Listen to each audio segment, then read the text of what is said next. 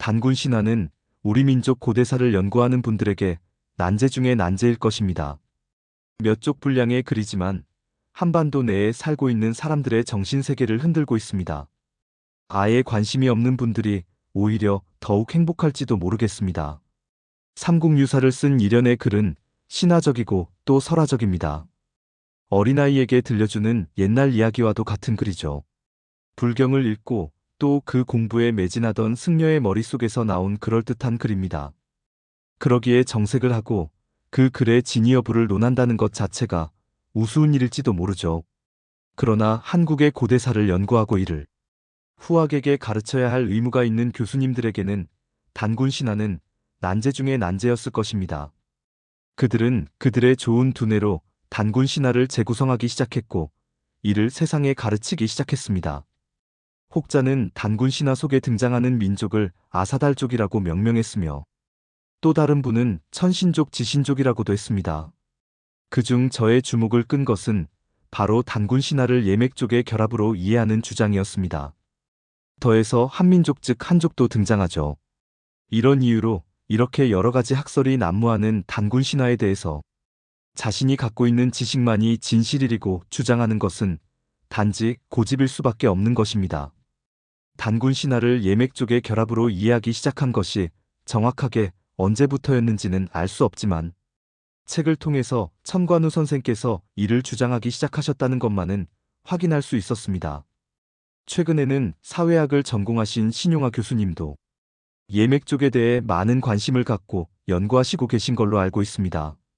저 또한 예맥족 결합설에 동조하는 입장입니다.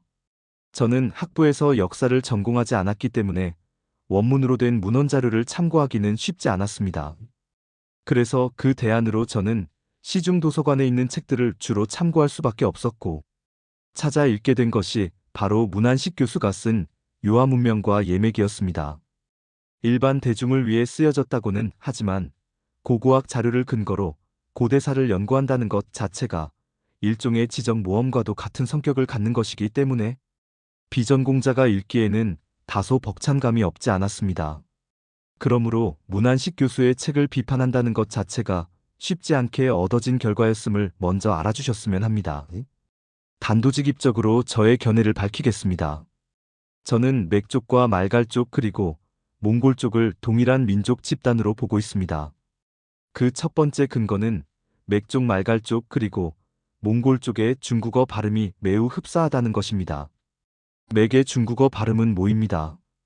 그리고 말갈의 중국어 발음은 모허이죠. 얼추 비슷하죠.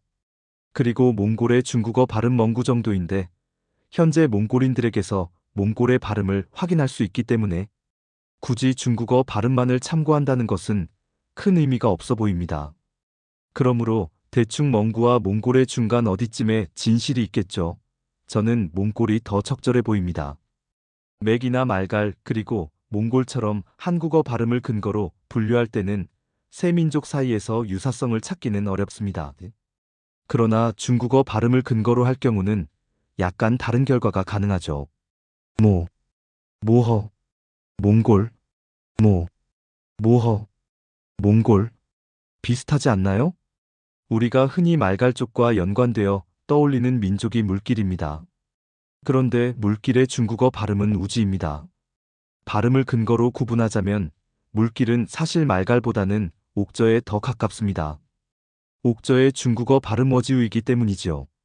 우리는 중국인 학자들이 주장하는 동북아 민족의 개통 연구를 무비판적으로 받아들이는 경향이 있습니다. 조금만 숙고해 보아도 분명 새로운 결론에 도달할 수 있는 가능성이 충분히 있는데도 애써 무시하는 듯 보입니다.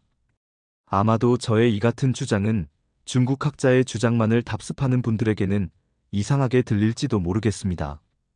맥족과 말갈족 그리고 몽골족을 동일한 민족 집단으로 보는 두 번째 근거는 그들은 동일한 지역에서 각기 다른 시기에 살던 민족으로 역사에 등장한다는 것입니다.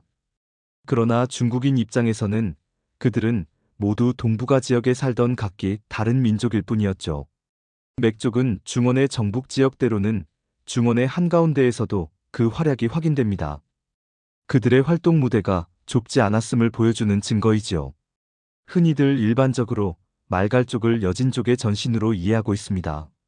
말갈족의 나라였던 발해가 거란에게 멸망당하고 난 이후 다수가 여진족의 금나라에 흡수되었을 것이라고 가정하기 때문이겠지요. 맞다고 봅니다. 발해를 멸망시킨 거란을 함께 적으로 하는 금나라로 흡수되는 것이 자연스러워 보입니다. 그러나 이 부분에서 금나라가 여진족이 중심이 된 나라임에는 분명하지만 고려 사람 한보가 건국한 나라라는 주장도 있다는 것을 우리는 머릿속에 떠올려 볼 필요가 있습니다. 나라 이름부터 금나라라는 것이 의미심장하죠. 금나라의 최상위 지배계층에는 고려 출신 혹은 신라 출신이 적지 않았을지도 모르는 거죠. 표면적으로 여진족의 나라였을지 몰라도 그 이면에는 고려, 신라 말갈들의 나라였을 수도 있다는 것입니다. 이면의 진실을 이해할 필요가 있죠. 그러나 설령 다수가 금나라에 합류했다고 해도 말갈족이 사라진 것은 아니었습니다. 그들의 이름을 걸고 다시 건국된 나라가 있었으니까요. 바로 몽골입니다. 문안식 교수께서는 그의 저서로 판단컨대 주로 백제 말갈 예맥족 등을 연구하신 분으로 보여집니다. 하나 드는 의문은 왜 문안식 교수는 맥족 말갈족, 그리고 백제가 동일한 민족일 수도 있다는 상상은 하지 못했던 것일까요?